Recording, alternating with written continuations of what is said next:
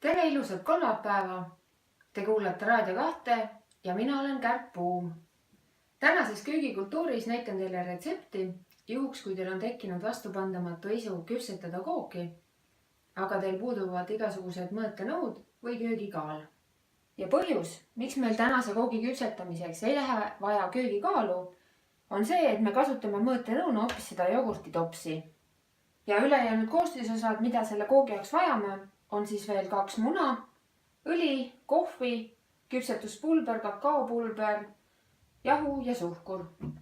Esmalt lisakaussi jogurt.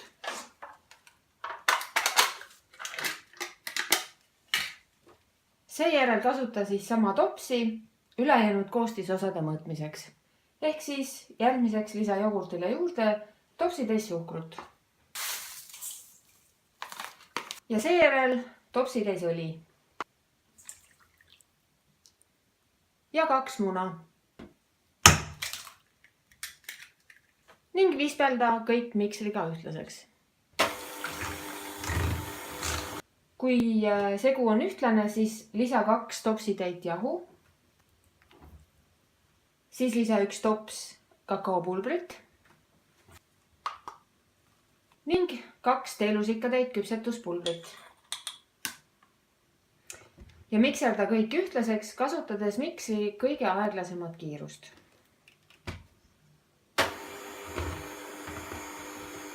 Ja vahepeal lisa ka kohvi, siis samamoodi 1 jogurtitopsi täis. Nüüd ei ole muud kui sega taigen ühtlaseks. Taigen on ilusti läbi segatud siis, kui tema konsistents meenutab veidi hapukoort.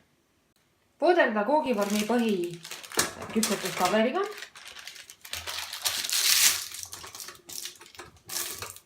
Sul on vaja selle koogi küpsetamiseks 24 cm läbimõõduga koogivormi. Seejärel õlita küljed ja riputa sinna peale veidi kakaopulbrit, siis kook tuleb pärast küpsetamist ilusti vormist lahti. Kui oled vormi ääred kakaopulbriga kokku teinud, siis on aeg valada taigenvormi.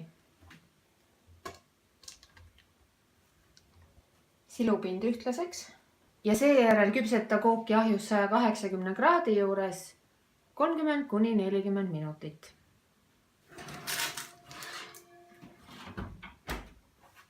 Ja kook ongi valmis. Testimiseks võid kasutada hambatikku. Keskele torgates peaks jääma puhas. Lase koogil jahtuda enne lahti lõikamist umbes pool tundi.